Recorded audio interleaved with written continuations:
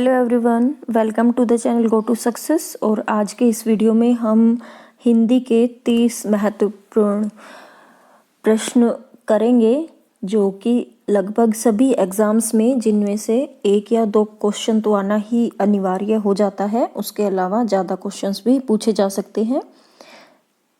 तो वो चाहे आपका एचटेट है, सीटेट है, कोई कॉम्पिटिटिव एग्ज़ाम है जैसे कि DSSB में टीचिंग एग्ज़ाम होते हैं या क्लरिकल एग्ज़ाम्स होते हैं, उसके अलावा अन्य एग्ज़ाम्स जिनमें हिंदी भाषा से या हिंदी सब्जेक्ट का ऑप्शन रहता है, वो आपका SSC हो सकता है, रेलवे हो सकता है।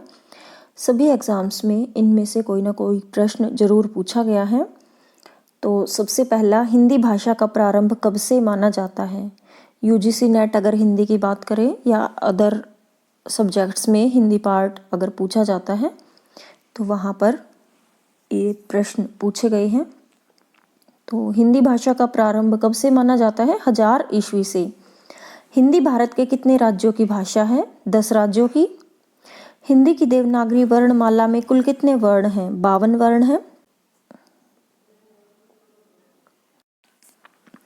कहीं कहीं ऑप्शन 44 का भी मिलता है, 33 और 11 करके स्वर और व्यंजन के हिसाब से। बाकी और मिली जुले जो वर्ण होते हैं उन सबको अगर मिलाकर करते हैं हम तो 52 होते हैं कुल।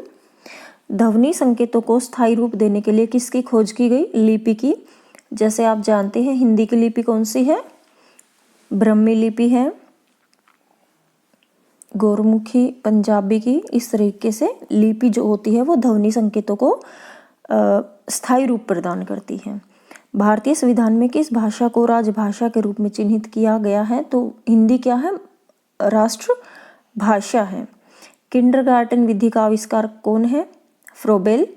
देवनागरी लिपि एक वैज्ञानिक लिपि है। त्रिभाषा सूत्र में कितनी भाषाओं का अध्ययन अनिवार्य रूप से किया जाता है? तो त्रिभाषा यानी कि जैसे कि नाम से ही आपको पता चलता है 3 भाषाएं होती है उसमें। एक मातृभाषा, एक आपकी राजभाषा या राष्ट्रभाषा कह सकते हो, और तीसरी आपकी विदेशी भाषा, वो कोई भी हो सकती है, अदर स्टेट की भाषा हो सकती है, अदर लैंग्वेज हो सकती है।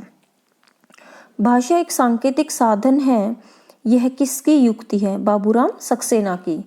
संस्कृत के महान व्याकरण पाणिनि ने अपनी महान कृति अष्टाध्यायी में व्याकरण को क्या कहा है? शब्दानुशासन। ठीक है, क्या नाम है उस कृति का? अष्टाध्यायी।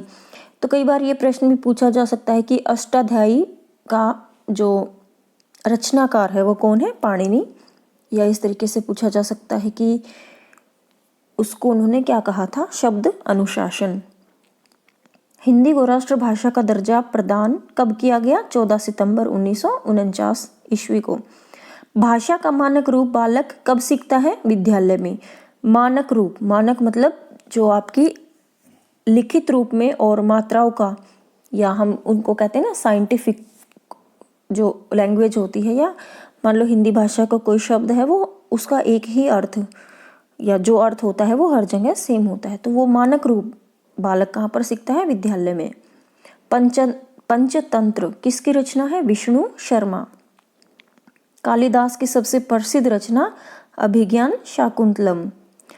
अष्टाध्यायी किसकी रचना है? पाणिनि की। ये एक प्रश्न जो हमने यहाँ कहा था 10 पे, उसी में से एक प्रश्न निकला कि अष्टाध्यायी किसकी रचना है? पाणिनि की। गीतांजलि के रचनाकार रविंद्रनाथ टैगोर जी हैं। ए मेरे वतन के लोगों जरा आंख में भर लो पानी गीत के रचनाकार हैं कवि प्रदीप। हिंदी का सबसे पहला अखबार या पत्र का नाम क्या है? उदंत मार्तंड। ये बहुत ही महत्वपूर्ण प्रश्न है। राष्ट्र कवि की उपाधि किस कवि को दी गई है? मैथिली शरण गुप्त जी को राष्ट्र कवि की उपाधि दी गई है। सुप्रसिद्ध मैथिली पदावली के रचनाकार कौन है? तो वही मैथिली पदावली किसने रचना की है? विद्यापति ने। देखिए यहाँ पर कंफ्यूज मत होना, मैथिली पदावली मतलब मैथिली शरण गुप्त नहीं होंगे, विद्यापति अलग रचनाकार है जिन्होंने पदावली की रचना की है और उसकी भाषा क्या है? मैथिली। प्रसिद्ध तिलस्मी उपन्यास चंद्रकांता के रचनाकार देवकी नंदन खत्री। ये भी काफी महत्वपूर्ण प्रश्न है। प्रसिद्ध कहानी पंच परमेश्वर ये प्रेमचंद जी ने लिखी है। ज्ञानपीठ पुरस्कार किस क्षेत्र में श्रेष्ठ कार्य के लिए दिया जाता है? वो साहित्य के क्षेत्र में। रंगभूमि प्रेमचंद की है। अंधायुग धर्मवीर भारती। दक्षिण भारत में हिंदी प्रचार सभा का मुख्यालय कहाँ स्थित है? चेन्नई में। हिंदी में मूल रूप से कितने रस माने गए हैं? 9 रस माने गए हैं, कहीं कहीं 11 भी दिखते हैं, लेकिन वो 2 मूल रस नहीं है, उनके मूल रूप नहीं है रस के, उनको बाद में ऐड किया गया था, जिसमें एक भक्ति है और एक और रस वात्सल, शायद ये 2 रस मूल रूप नहीं है रसों के। तो कुल संख्या 9 ही है। अगर 11 भी ऑप्शन है तो आप 9 पे ही टिक करेंगे। मैथिली शरण गुप्त को राष्ट्रकवि की उपाधि किस रचना के लिए मिली? भारत भारती। भारत भारती वो रचना थी जिसके रचना करने पर मैथिली शरण गुप्त जी को राष्ट्रकवि की उपाधि मिली थी।